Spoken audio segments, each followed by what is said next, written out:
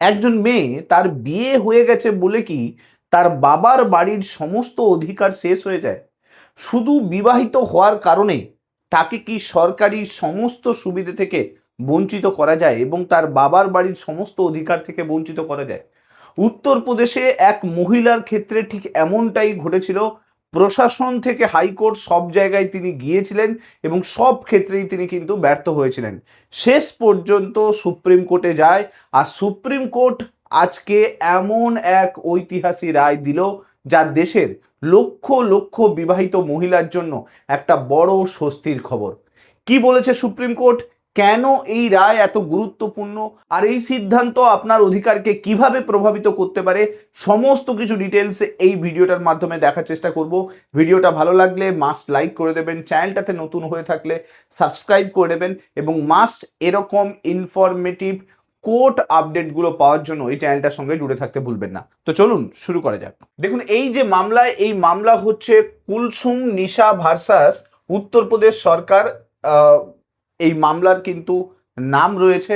Supreme কোর্টে এই case যায় এবং সুপ্রিম কোর্টে দুজন জাজ, PS নরসিমা এবং জাস্টিস আরাধ্যা, এই দুজন জাজ সুপ্রিম কোর্টে এই পুরো মামলা শুনানি করে এবং ঐতিহাসিক রায় দেয়।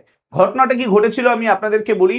ঘটনার পটভূমি যেটা তৈরি হয়েছিল, যে উত্তরপ্রদেশে একজন মহিলা ছিল, সেই মহিলা সে তার মায়ের একটা রেশন দোকান ছিল, সেই রেশন দোকানে কিন্তু থাকতো।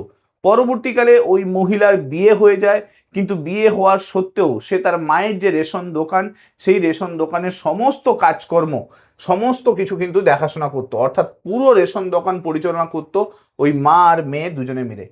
তিনি যেরকম তার নিজের সংসারও সমস্ত কিছু সামলাতেন, অর্থাৎ ওই মহিলা নিজে তার সংসারও সমস্ত কিছু সামলাতো, তার সঙ্গে সঙ্গে তার মায়ের যে রেশন দোকান, সেই রেশন দোকানটাও কিন্তু সামলাতো।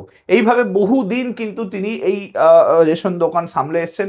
পরবর্তীকালে দেখা যায় যে তার মায়ের অস্বাভাবিক মৃত্যু হয় এবং মৃত্যুর পরে সেই রেশন দোকান সামলানোর জন্য ওই মেয়ে দাবি করতে থাকে এবং উত্তরপ্রদেশ সরকারের কাছে করুণামূলক ভিত্তিতে, অর্থাৎ কম্প্যাশনেট অ্যালটমেন্টের ভিত্তিতে ওই রেশন দোকানের দায়িত্ব নেওয়ার কথা কিন্তু উত্তরপ্রদেশ সরকারকে জানায়। এই পুরো বিষয়টা নিয়ে উত্তরপ্রদেশ সরকারের কাছে গেলে উত্তরপ্রদেশ সরকার সম্পূর্ণ কিছুতে কিন্তু রিজেক্ট করে দেয়, তার যে আবেদন সেটাকে খারিজ করে দেয়। কারণ 2019 সালে উত্তরপ্রদেশ সরকারের একটা রেগুলেশন রিলিজ হয়েছিল, যেখানে বলা হয়েছিল যে যে সমস্ত রেশন দোকান রয়েছে, সেই রেশন দোকানের যে মালিক তার যদি মৃত্যু হয়, তাহলে সেক্ষেত্রে সেই রেশন দোকানের সমস্ত দায়িত্ব কিন্তু তার স্বামী নিতে পারবে, অর্থাৎ স্ত্রী মারা গেলে স্বামী নিতে পারবে আর স্বামী মারা গেলে স্ত্রী নিতে পারবে। যদি কোনো তার ডিপেন্ডেন্ট কোনো ছেলে বা মেয়ে থাকে তাহলে সে নিতে পারবে। যদি কোনো অবিবাহিত কন্যা থাকে সে দায়িত্ব নিতে পারবে। কোনো বিধবা কন্যা থাকলে সেও দায়িত্ব নিতে পারবে, বা কোনো হচ্ছে কন্যা যার ডিভোর্স হয়ে গেছে সেও কিন্তু দায়িত্ব নিতে পারবে। তো এই ক্ষেত্রে কিন্তু কোথাও লেখা ছিল না যে কোনো বিবাহিত মহিলা, মানে বিবাহিত কন্যা, সে দায়িত্ব নিতে পারবে, এই লিস্টের মধ্যে কিন্তু ছিল না। আর এই ক্ষেত্রে আমরা কি দেখতে পাচ্ছি যে রেশন দোকানের যে মালিক সে যে মারা গেছে, অর্থাৎ তার মা যে মারা গেছে, কিন্তু মায়ের মারা যাওয়ার আগে ওই মহিলার কিন্তু অলরেডি বিবাহিত হয়ে গেছিল।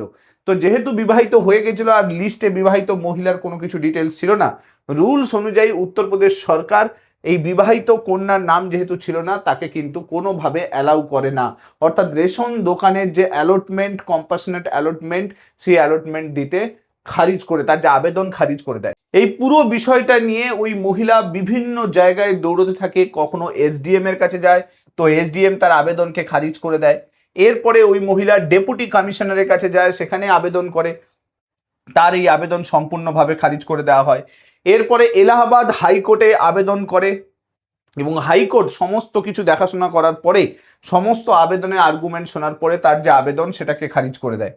এরপরে শেষ পর্যন্ত উপায় না দেখে ওই মহিলা বাধ্য হয়ে সুপ্রিম কোর্টে কেস করে, অর্থাৎ সুপ্রিম কোর্টের দ্বারস্থ হয়। এবং সুপ্রিম কোর্ট যখন এই পুরো বিষয়টাতে দেখছে, যখন আর্গুমেন্টগুলো শুনছে, শোনার পরে সুপ্রিম কোর্টও কিন্তু আইনের বিরুদ্ধে যেতে বাধ্য হয়। দেখুন, আইন অনুযায়ী কিন্তু উত্তরপ্রদেশ গভর্নমেন্টের রুলস আছে এবং সেই রুলসে প্রপার ডিটেলস দেওয়া রয়েছে যে কারা কম্প্যাশনেট অ্যালটমেন্ট পাবে, অর্থাৎ সেখানে কিন্তু স্পষ্টভাবে লেখা রয়েছে যে বিবাহিত হয়ে যাওয়ার পরে কোনোভাবে কিন্তু শ্বশুর বাড়ির যে বাপের বাড়ির যে অধিকার, সেই অধিকারগুলো কিন্তু বিবাহিত হয়ে যাওয়ার পরে সেই অ্যালটমেন্ট কিন্তু কোনোভাবে পাবে না, অর্থাৎ কম্প্যাশনেট অ্যালটমেন্ট পাবে না, সেখানে বিবাহিত ব্যাপারটা কিন্তু লেখা নেই। সুপ্রিম কোর্ট এই বিষয়ে পুরো বিষয়টাকে দেখে। সেখানে মেয়ের পক্ষে যুক্তি ছিল যে মেয়েটা তার মায়ের সঙ্গে থাকতো, রেশন দোকানের সমস্ত কাজে তাকে নিয়মিত সাহায্য করত, বাস্তবে সমস্ত দোকান পরিচালনার ক্ষেত্রে গুরুত্বপূর্ণ ভূমিকা নিত কিন্তু মেয়ে। তার বিয়ে হয়ে যাওয়ার পরেও সে কিন্তু তার মায়ের দোকানটাকে পরিচালনা করত। উল্টো দিকে রাজ্য সরকার দাবি করে দেখুন সরকারি আদেশে বিবাহিত কন্যার তো নাম নেই, তাই সেই ক্ষেত্রে কম্প্যাশনেট অ্যালটমেন্টের ক্ষেত্রেও আমরা এই সুযোগ সুবিধা দিতে পারছি না, কারণ আইনের ঊর্ধ্বে গিয়ে তো সরকার এই কাজগুলো করতে পারবে না। তো সুপ্রিম কোর্ট এই পুরো বিষয়টা দেখে, পুরো বিষয়টা দেখার পরে সুপ্রিম কোর্ট এটা ভাবে যে যদি একজন মালিক সে যদি মারা যাওয়ার পরে তার ছেলে যদি সমস্ত কিছু দায়িত্ব পেতে পারে, তাহলে তার মেয়ে কেন পাবে না? সেখানে শুধুমাত্র বিবাহিত থাকার কারণে তার অধিকার চলে যাবে, এটা কেন হবে? অর্থাৎ ছেলে এবং মেয়ের ক্ষেত্রে যে সমতার অধিকার, সেই পুরো বিষয়টা কিন্তু সুপ্রিম কোর্ট পর্যবেক্ষণ করে। সুপ্রিম কোর্ট বলে যে বিয়ে মানেই কিন্তু নির্ভরশীলতা শেষ হয়ে যাচ্ছে, এই জিনিসটা কিন্তু ঠিক নয়। মানে কাউকে বিয়ে দিয়ে দেওয়া হয়েছে মানে তার প্রতি তার বাবা মায়ের সমস্ত দায়িত্ব চলে গেছে, তার অধিকার চলে গেছে, এটা কখনো বলা সম্ভব নয়। সুপ্রিম কোর্ট আরও বলে যে বিয়ের পর জন্ম পরিবারের সঙ্গে সম্পর্ক শেষ হয়ে যায় না, অর্থাৎ সেই সম্পর্ক কিন্তু কখনোই বিচ্ছিন্ন হয় না। এবং সুপ্রিম কোর্ট এটাও বলে যে লিঙ্গ ভিত্তিক ধারণা আইনের ভিত্তি কখনো হতে পারে না, অর্থাৎ মারা যাওয়ার পরে তার ছেলে সমস্ত কিছু নিতে পারবে কিন্তু তার মেয়ে নিতে পারবে না, এই ধরনের যে লিঙ্গ অসমতা রয়েছে আইনে, সেই জিনিসটা কিন্তু ঠিক নয়। আইনের চোখে সবাই সমান। তো আর্টিকেল 14 এবং আর্টিকেল 15 যে সমতার অধিকারের কথা বলা রয়েছে, সেই পুরো বিষয়টা কিন্তু তুলে ধরে। সুপ্রিম কোর্ট বলে যে নারীদের অধিকার কেড়ে নেওয়া কখনো উচিত নয়, যাবে না। এই রায় দেখিয়ে দিল যে নারীর পরিবার ও পারিবারিক অর্থনৈতিক ভূমিকা সমানভাবে গুরুত্বপূর্ণ, অর্থাৎ একটা নারী যেরকম পরিবারের জন্য গুরুত্বপূর্ণ, সেরকমই কিন্তু অর্থনীতির জন্যও কিন্তু যথেষ্ট গুরুত্বপূর্ণ। সুপ্রিম কোর্ট আবারও স্পষ্ট করে দেয় যে আইন এবং সংবিধানের চোখে নারী এবং পুরুষের যে অধিকার, সেই অধিকার কিন্তু সমান সমান রয়েছে।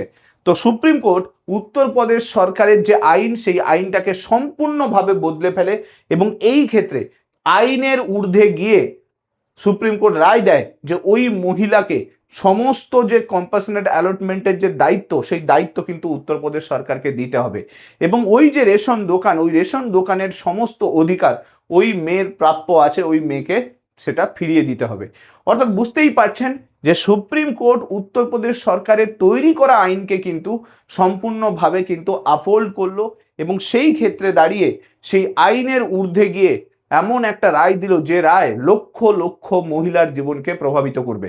কারণ ভবিষ্যতে এরকম অনেক কেস আসবে যেখানে এই জিনিসটা দেখা যাবে যে একজন মহিলার অধিকারকে নিয়ে নেওয়া হচ্ছে শুধুমাত্র এটা দেখিয়ে যে সে বিবাহিত, তাই জন্য তাকে তার সেই সম্পত্তির অধিকার দেওয়া যাবে না, তাকে সেই চাকরির অধিকার দেওয়া যাবে না। কারণ অনেক ক্ষেত্রে এরকম হয় যে মারা যাওয়ার পরে পুরো যে ওই যে ফ্যামিলি, সেই ফ্যামিলির দায়িত্ব হয়তো ওই মেয়েটার কাঁধে পড়ে রয়েছে। তো সেক্ষেত্রে যে মারা যাওয়ার পরে তার দায়িত্ব যখন মেয়েটাকে নিতে হচ্ছে, তাহলে মেয়েটা কেন সেই অধিকারগুলো পাবে না? তো এই রকম কেস, বহু কেস পরবর্তীকালে সুপ্রিম কোর্টের কাছে আসবে। তাই সুপ্রিম কোর্ট সমস্ত কিছুর ঊর্ধ্বে গিয়ে ওমেন এম্পাওয়ারমেন্টের উপরে জোর দিয়েছে এবং লিঙ্গ অসমতা যেটা রয়েছে আইনের চোখে, একজন ছেলে পাবে একজন মেয়ে পাবে না, এই যে অসমতাগুলো রয়েছে সেগুলোকে দূর করার চেষ্টা করছে। এই আইন ভবিষ্যতে অনেক কিছু বদলে দেবে, অনেক রায়ের পরিবর্তন নিয়ে আসবে। সো আশা করছি এই পুরো ব্যাপারটা আপনারা বুঝতে পারলেন।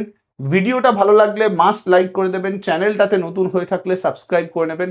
আপনার এই বিষয়ে কোনো মতামত থাকলে সেটা কমেন্টে জানাতে ভুলবেন না। Thank you so much. Next ভিডিওতে আপনার সঙ্গে আবার দেখা হচ্ছে। Till then, bye by.